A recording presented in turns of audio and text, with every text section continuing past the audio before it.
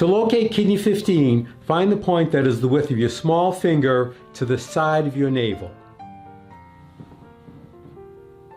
Right about here. Now find the point that is the width of your thumb below that.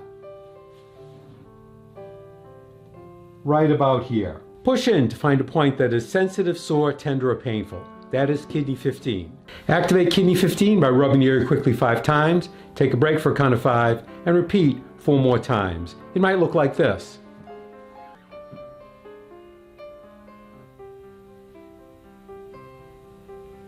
Or if you have a Tei Shin, it might look like this.